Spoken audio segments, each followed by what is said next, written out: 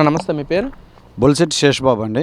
ఏం చేస్తారు? నేను ఒక ప్రైవేట్ ఉద్యోగం అండి. ఏంటన్నా అసలు ఈ ప్రభుత్వం గురించి మీ ఒపీనియన్ ఏంటి? అసలు ఎలా ఉంది పరిపాలన, డెవలప్మెంట్ పరంగా కానీ, పథకాల విషయాన్ని కానీ అసలు ఏం చెప్తారు? ఈ ప్రభుత్వ విషయంలో అన్నిటికంటే గొప్ప విషయం ఏంటంటే చక్కగా భార్య బిడ్డలతో కుటుంబ సమేతంగా న్యూస్ చూడగలుగుతున్నాం, లేకపోతే టీవీ చూడగలుగుతున్నామండి. గత 2019 నుంచి 2024 వరకు కూడా మేము టీవీ పెట్టాలంటే భయం వేసేది. పిల్లలు కూడా అదే బూతులు నేర్చుకుంటారని. సన్న బియ్యం సన్నాసి అంటారు ఒకరు, నీ అమ్మ మూడు అంటారు ఒకరు. తెలుగు భాషలో ఉండాల్సిన బూతు పదాలన్నీ పెద్ద బాల శిక్షలో చదువుకున్నట్టు మాట్లాడుతూ ఉన్నారు. ఈ రోజున అలాంటిది ఏదీ లేదు. నిజంగా మేమందరం కూడా చాలా సంతోషపడుతున్నాం. ఇంకొకటి ఏంటంటే మొన్నటిదాకా చూసినట్లయితే ఏది మాట్లాడాలన్నామో మాకెందుకు, వీళ్ళు ఏం చేస్తారు ఇదేం చేస్తారని. ఆఖరికి మన గుంటూరులో శంకర్ విలాస్ పాపం పెద్ద మీద కూడా కేసు పెట్టారు. ఆఖరికి మన సుధాకర్ గారు డాక్టర్ గారినే పిచ్చుడని ముద్రే చంపేశారు. అంత భయం వేసేది ఏదైనా మాట్లాడాలంటే. ఈ గవర్నమెంట్లోకి వచ్చిన తర్వాత బూతులు లేవు, ఆ స్వతంత్రం ఉంది, వాక్ స్వతంత్రం ఉంది.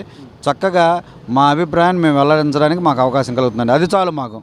అంటే ఇక్కడ చంద్రబాబు నాయుడు గారు ఇన్ని సంవత్సరాల అనుభవం ఉంది, 44 సంవత్సరాల అనుభవం ఉంది, కానీ అసలు ప్రజాపాలన అంటే చంద్రబాబుకి చేత కావట్లేదు, అసలు డెవలప్మెంట్ చేత కావట్లేదు. కానీ ఎలా దోచుకోవాలో ఆ విధంగా మాత్రం చంద్రబాబుకి బాగా తెలుసు. దోచుకుంటున్నాడు, ఏదో పక్క రాష్ట్రాలకి వెళ్ళి అప్పులు తీసుకొస్తున్నానని చెప్తున్నాడు, కానీ కేంద్ర ప్రభుత్వం దగ్గరికి వెళ్ళి మొత్తం తన అకౌంట్లోనే వేసుకుంటాడని చెప్పి కూడా వైసీపీ నాయకులు మాట్లాడుతున్నాను. నేను నిజమేనంటారా?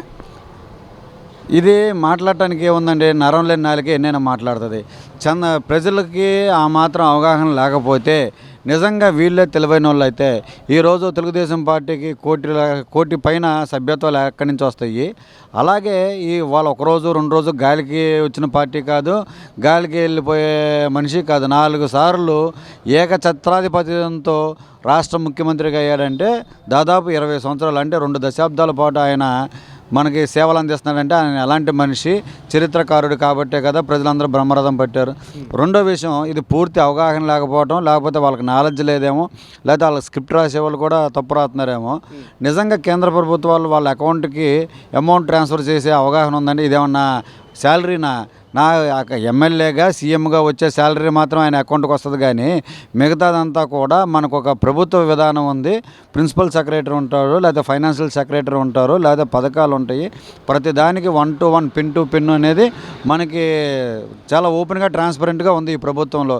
ఇంకా మాట్లాడుతున్నారంటే వాళ్ళ యొక్క విజ్ఞతకి అవగాహన లోపం తప్ప వేరే ఇంకేం లేదండి. ఇక్కడ ఏదైతే చంద్రబాబు నాయుడు గారు 2014-19 నుంచి ఏకైక రాజధాని అమరావతి అనే కాన్సెప్ట్ మీద జగన్మోహన్ రెడ్డి గారు వచ్చిన తర్వాత 3 రాజధానుల కాన్సెప్ట్ తీసుకొచ్చారు. మరి అంటే ముందేమో అమరావతికి 33,000 ఎకరాలు కాదు ఇంకా కావాలని చెప్పారు, తర్వాత 3 రాజధానులు, ఇప్పుడు కొత్తగా మావిగన్ అంటున్నారు.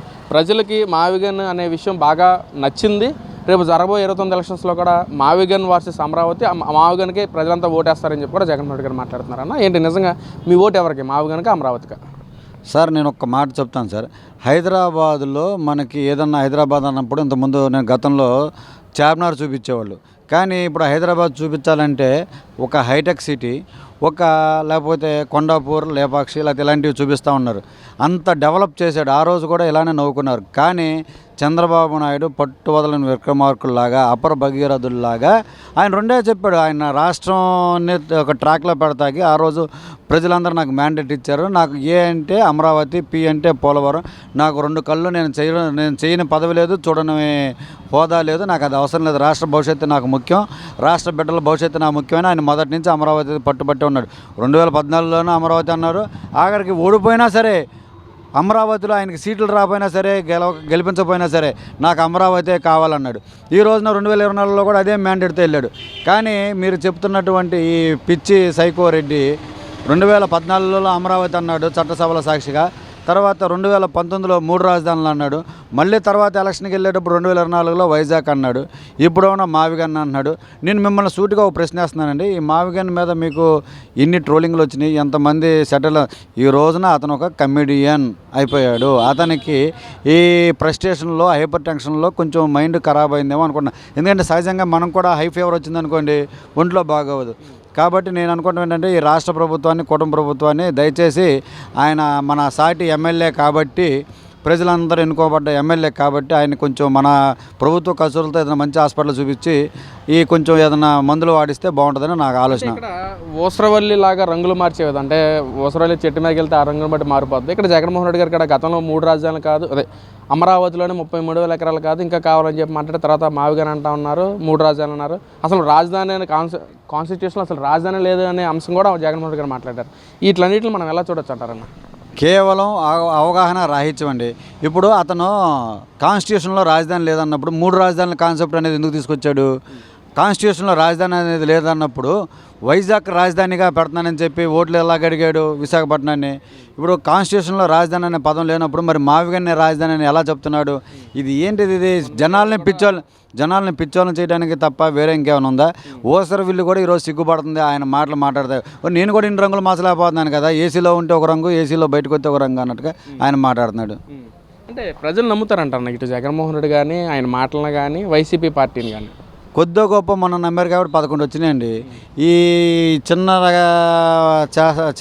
చేష్టలు చేసి ఇంకా 11 నుంచి మరీ ఇంకా సింగిల్ డిజిట్కి పడిపోయే అవకాశాలు ఉన్నాయి తప్ప ఇతను మళ్ళీ ఎదిగే స్థాయిలోకి అయితే లేడు. ఎవరైనా ఎక్కడైనా గెలుపు ఓవడంలో సహజం. ఆ రోజున తెలుగుదేశం పార్టీకి కూడా 23 సీట్లు వచ్చినాయి. ఎక్కడ మనం ఏం చేసామో అని ఆత్మ పరిశీలన చేసుకుని లోటుపాట్లు తీసుకొని ఇంకొంచెం ప్రజాసేవకులో మమేకమై ప్రజల తరఫున పోరాడాడు. ఈ రకంగా వాళ్ళు మళ్ళీ ప్రజల అభిమానాన్ని పొంది అధికారంలోకి వచ్చారు. వీళ్ళు అలా చెయ్యాలి కానీ ఎంతసేపటికి హత్యా రాజకీయాలు, రప్ప బ్యాచ్లు ఇంకా ఇలాంటివన్నీ చూస్తే మాకు ఇంకా భయం అవుతుంది తప్ప మనం వెళ్ళి ప్రేమగా ఓటేయాలని ఇది ఉంటుంది కదండి.